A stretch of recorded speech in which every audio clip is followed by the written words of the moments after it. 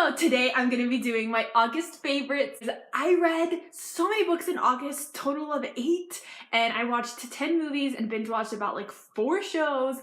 So I figured I would do a favorites this month and talk about all my favorite books that I read, movies that I watched, and TV shows. So let's get started. So the first book I want to talk about, The Darkest Minds by Alexander Bracken. So this is one of those OG YA series that for some reason I never got around to reading. I don't know why, I just never got around to reading this series. I found that the movie was going to be made for this. I figured I need to read this finally. So I did, and I loved it so much. It's nothing like Hunger Games and Divergent. Yes, it's a dystopian book, but it's so unique and it's nothing like those books. But because this book is a dystopian and I haven't read dystopians in a really long time, this brought me back to when I first got into YA and I was reading Hunger Games and Divergent, and it just made me so happy to just read a YA series like this. Like, it just made me remember why I love YA so much. It's just so fun, it's so unique, and it's just teenagers kicking ass and being amazing, and I just loved it. I loved it. I loved every second of this book, and I already started the second book and I'm already like almost done with it. I'm loving every second of the series. I'm so happy I finally picked this up, and I'm like really mad at myself for waiting this long because it's amazing and I'm so mad. And also, like I said, I read this for the movie and I also watched the movie. The movie did so bad in the box office. It flopped so hard. I'm not surprised the movie did so bad because I literally saw no advertisement for it at all. Like, I saw the trailer and then that was it. I literally didn't see anything else advertised for this movie, so I'm not surprised it did terribly. Like, a lot of people didn't even know about this movie. But the movie itself, I actually really liked.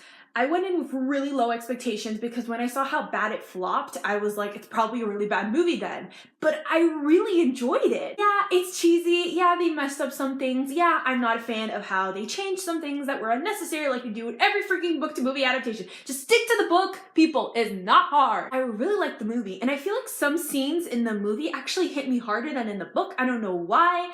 I feel like the strongest part of the movie is the beginning scenes when she finds out about her powers and she gets sent to the camp, and you see like all the horrifying truth and reality of what the camp is actually like. When I was reading the book, I was like, wow, this is horrible, and it really shocked me. But I don't know what it was about watching it that really got me. Like, I was honestly horrified watching it. It was horrible.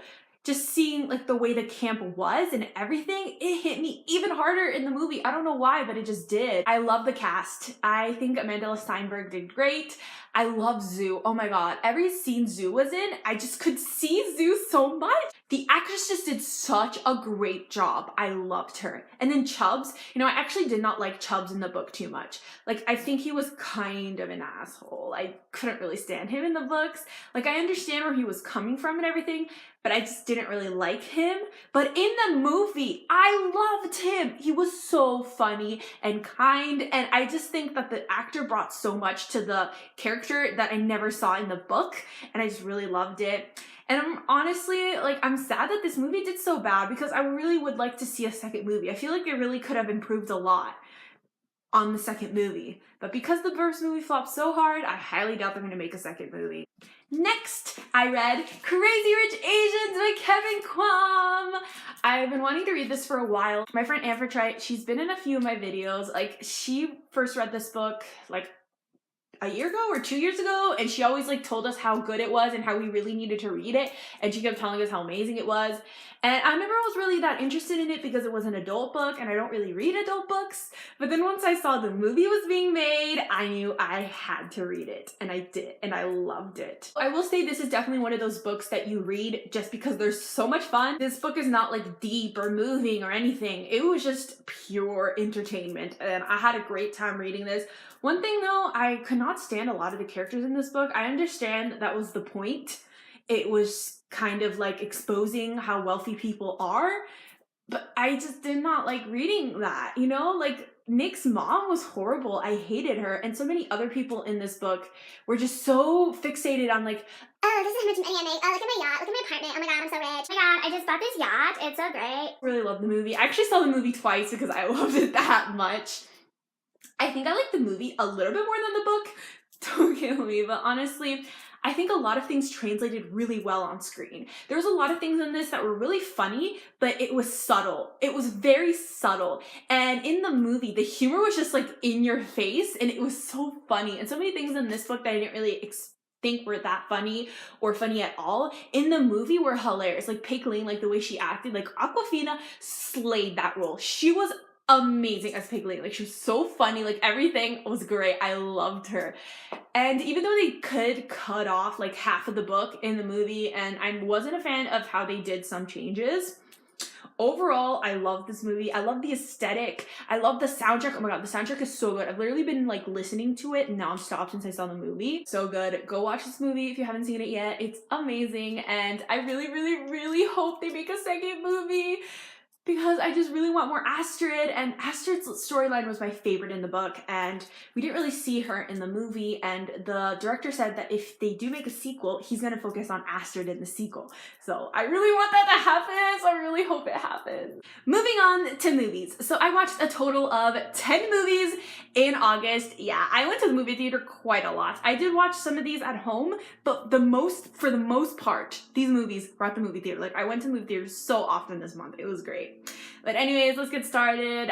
One of the first movies I watched was The Miseducation of Cameron Post. I wasn't sure if I was going to be able to see this movie because, as everybody in the book community knows, this movie was like limited release. Anyways, I wasn't sure if I was going to see this because I didn't think it was going to play anywhere near me, and somehow it did. So I went to go see it, and I really liked it. But I will say, it really hit me hard emotionally. This is not a fun movie. This is not a happy movie at all. It's very dark. It's very sad.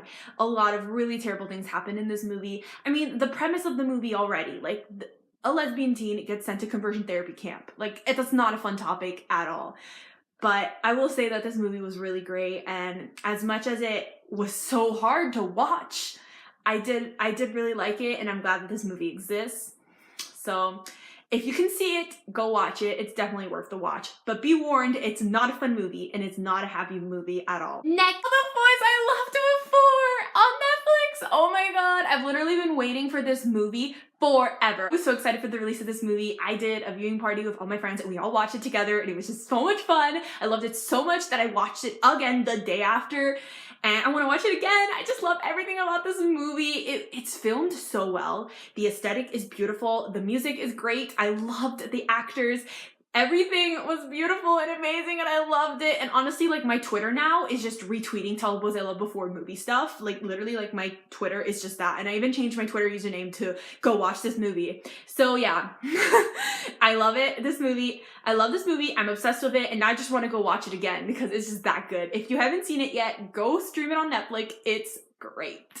Next, I watched Mamma Mia, Here We Go Again. So this was one of my most anticipated movies of the year. Literally my number one most anticipated movie of the year. And wow, was I disappointed.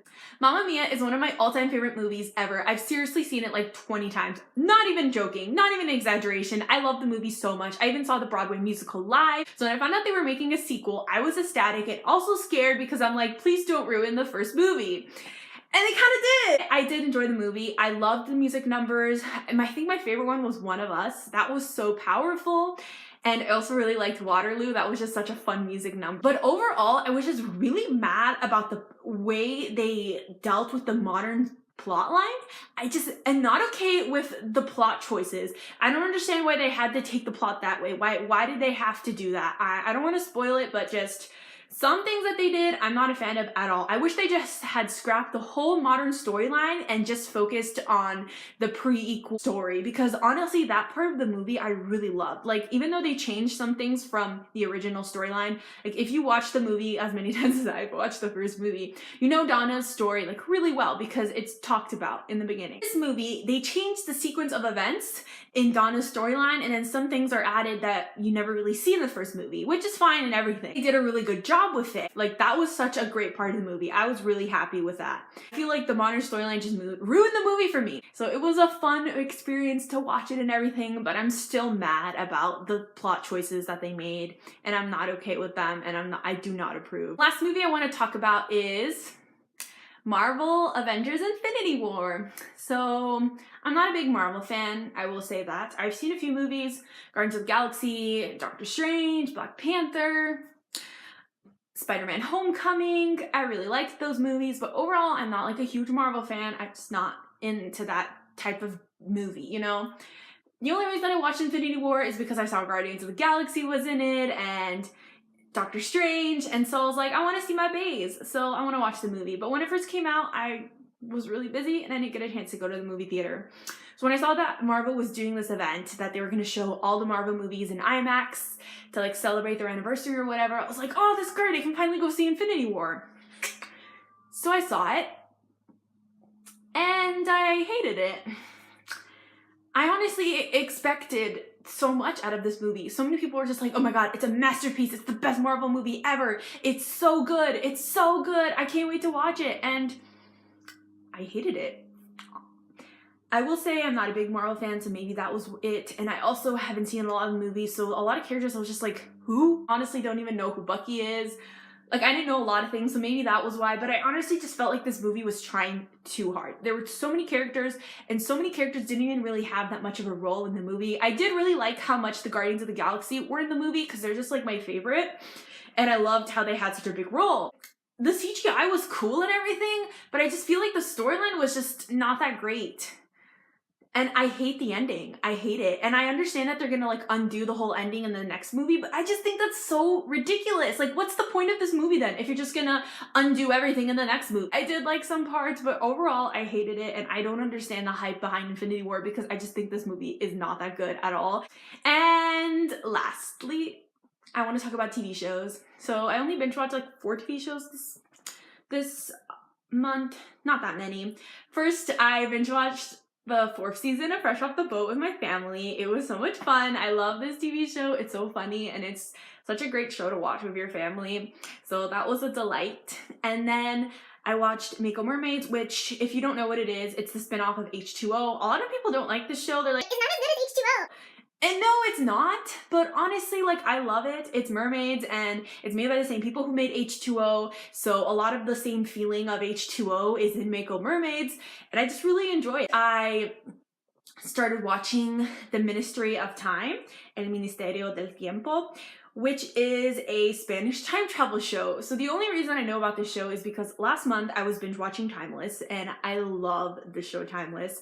I'm so sad it keeps getting canceled. I just think the show is amazing. It's one of my favorite things, and I don't understand why NBC keeps canceling the show. It's so good. Like, NBC is trash. Anyway, so I was reading a lot of Timeless things because I was just like, fill the void that Timeless left. And I found out that Timeless actually got sued and for copyright infringement by the show, The Ministry of Time. And I believe they won the lawsuit. I was really confused by this because I was like, what do you mean copyright infringement? Like, what do you mean? Like, is Timeless completely ripped off of a different show? Like, is this not original at all? And I was really confused, and I really miss Timeless, and I love everything time travel. So I was just like, you know what? Whatever, I'll just go and watch the show because I miss Timeless, and why not? So I started watching the show, and I'm on episode 5 right now. I really love the show. It's so good. And while I can see why they won the lawsuit, some backstories of characters are too similar to be a coincidence. For the most part, the shows are so different. So different. The shows are so different. Like, the plot lines are completely different, and there's also the fact that it's a Spanish show. It deals with Spanish time travel, Spanish history. Timeless deals with American history. I see some similarities in why I got sued and everything. I just feel like they're still so different. Like, the show even feels different. I do prefer Timeless. I like Timeless a lot better. Maybe it's just because I've watched Timeless for 2 seasons and I've only watched 5 episodes of this show. But yeah, I've enjoyed my time watching it, but I just wish NBC would stop canceling this great show. That's all for this video. I hope you enjoyed. Comment down below what was your favorite book you read in August and your favorite movie you watched in August. Did we have any of the same things? If you did, comment it down below and let's talk about it. My social media links are all down below. My Twitter, my Bookstagram, my Goodreads. Arrivederci!